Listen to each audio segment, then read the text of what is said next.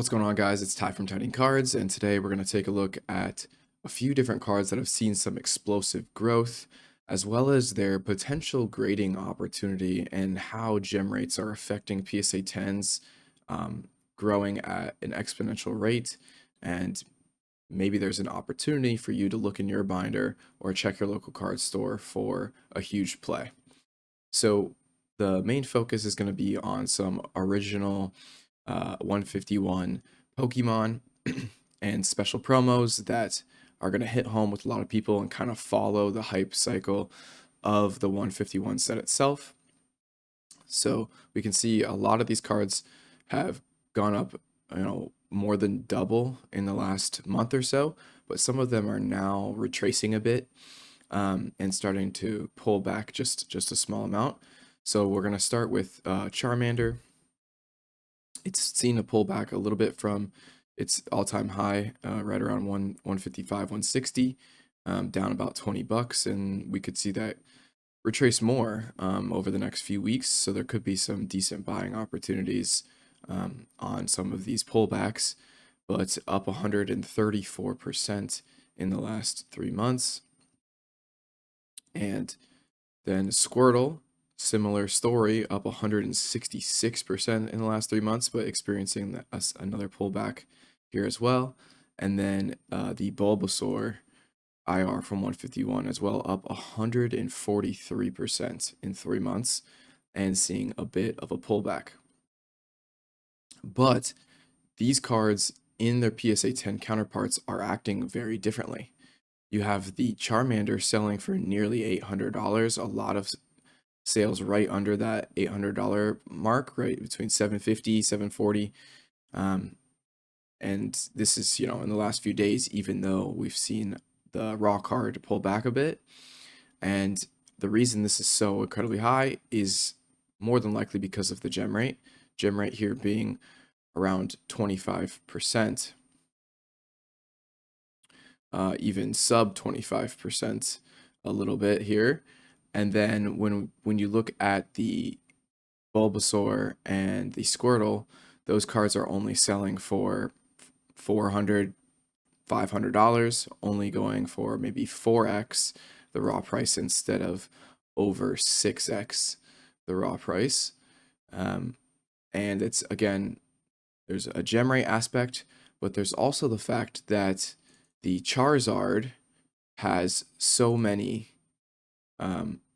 PSA 10s as well. So if we look at the Charizard from 151 at around $1,800 in a PSA 10, but the pop report has almost 27,000 PSA 10s, up over a 30% gem rate. So the gem rate is higher, but just the volume.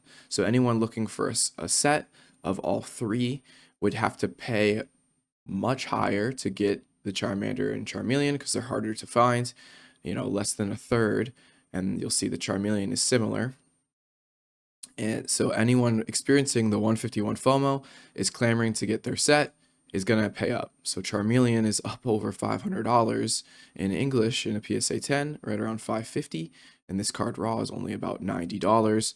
So you're getting over a 6x-ish return, and again, only 7,300 of the Charmeleons. Now these are a little bit less desirable as a single slab, but again, if you're trying to collect the whole series, these populations are relatively low for how incredibly popular the set is. And again, gem rate right around the 25% mark for all of these illustration rares. So if we head back to another 151 card in the Pikachu, this has seen a small retracement, but really just bounced back up, now at $90 raw, 121% growth in the last 3 months. And the PSA 10 is selling decently well, just over $400. And if we take a look at the gem rate, 84 out of 29,000. So this gem rate is a little bit higher. So a little bit better gem rate than some of the other IRs. But the profitability here only being around 5x, just under that, 4.5x. but still a decent opportunity if you happen to find a clean one. As yes, the hype for 151 is cooling off, but long term, we will definitely see, um, these cards pump up again at some point. And because of all the 151 hype, we're seeing some other cards from different sets of the same Pokemon experience large pushes as well. So if we take a look at Stellar Crown, the Squirtle and Bulbasaur from Stellar Crown, these cards are not rotating out in this current block, but will rotate out in the next block. But these are highly popular cards that are experiencing a decent pump as of late as well, trying to catch up to those 151 counterparts. The Squirtle up 74% in the last 3 months, going from $74 up over 110 in the last few weeks. And then the Bulbasaur from Stellar Crown up 46% in the last 6 months, going from $60 to $88 since late last year. We're also seeing the promo card from Obsidian Flames, the Charmander, just in the last couple weeks, see a really big push.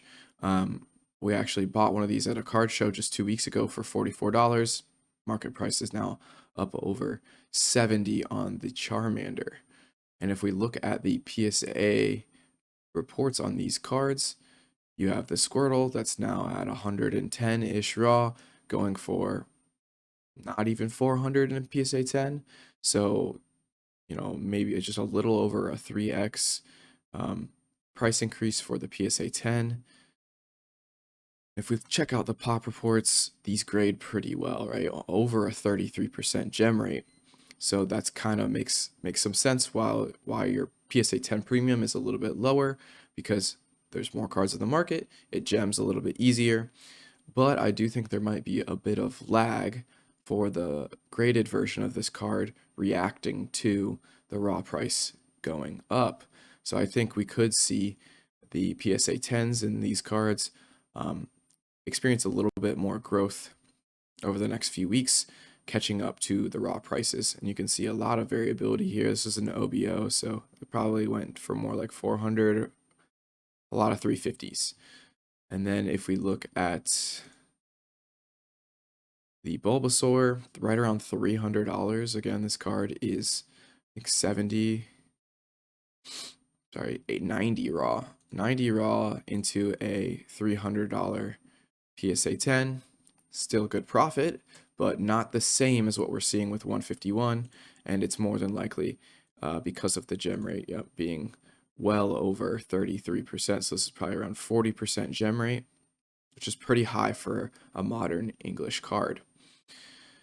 Now, if we take a look over here at the Charmander from Obsidian Flames, this one has a little bit more of a premium. $70 raw card, still growing up very, very quickly, but has recent solds up over $400 because, again, PSA 10 gem rate is much lower than the Charmander, the Squirtle and the Bulbasaur. Seeing a sub 25% gem rate gonna lead to a higher PSA 10 premium. So a lot of people will, get on YouTube or get on social media and say, look at these huge grading plays where you can, 7x your money, 6x your money. There's a reason for it. The pop report will tell you a story. Not to say you shouldn't look for clean copies of these cards. You absolutely should. These could be great long-term holds or even short-term flips, but understand that the card needs to be incredibly clean. And if you don't know what you're looking for, you'll just end up with a bunch of 8s and 9s, which probably won't lose you money because these are such desirable cards, but there is just some risk involved. Now, if we take a look at one more card that has been in the hype cycle very recently, it is the Haunter promo from the recent Gengar battle deck that came out. And this promo has experienced a few spikes in the last couple months, jumping up from $20-ish into the high 30s now, pushing $40 raw. And all of the low list here are over $40. So this will hit that $40 market price within the next couple days.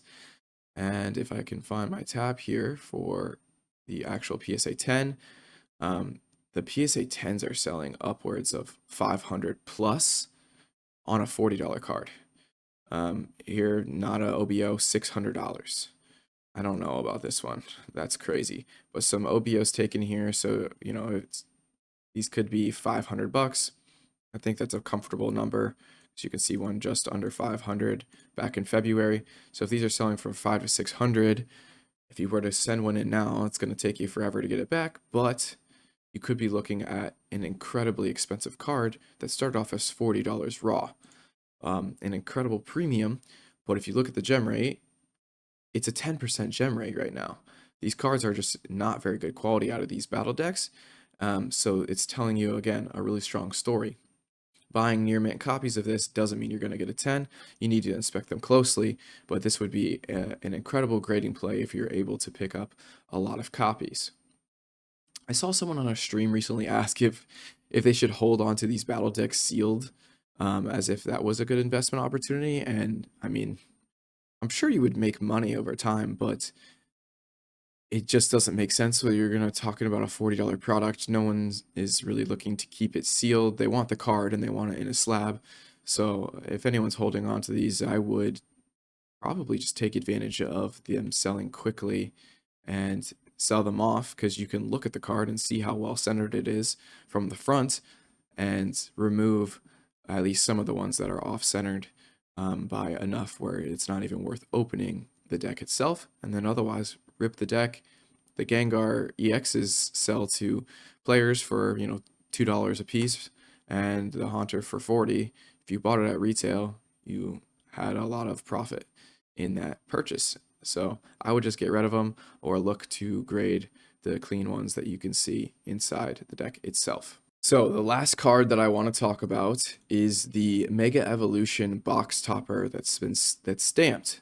This has been hitting Instagram a lot lately as a great grading opportunity, and kind of driving the raw price up. A bunch of people are trying to make this play. 70% growth in the last 3 months, really in the last couple weeks only, going from what was $15 up over 20 again. Now the sealed copies have always been over 20, but pushing this up a few dollars as everyone is trying to find a well-centered clean copy to send off to PSA, because if you can get one, the premium is very, very high.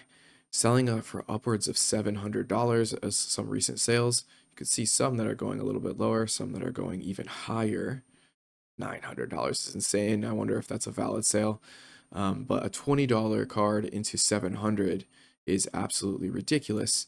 But if you take a look at the pop report, what is that, 8%? It starts to make more sense. These cards, which I've had 2 of these in the past, are horribly centered, have lots of white dots on the corners.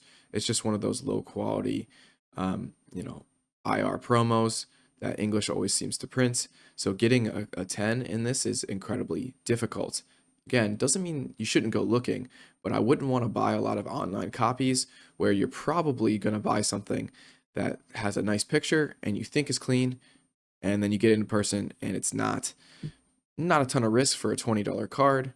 But obviously, if you're at a card store or at a card show, it's definitely worth taking a peek, checking out the corners and seeing if the centering is clean enough to send off to PSA, because this is a ridiculous return. So with all that being said, let me know what you guys think about some of these incredibly low gem rate cards, and if you're going to target them as grading plays in the short term, or maybe even long-term holds, as the pop reports are not going to grow at a very quick rate, and years down the road, a card that only has 10,000 PSA 10s might seem like a low pop and an incredible deal. Thanks so much for watching. If you enjoyed this video, leave a comment, and subscribe. Have a good one. Peace.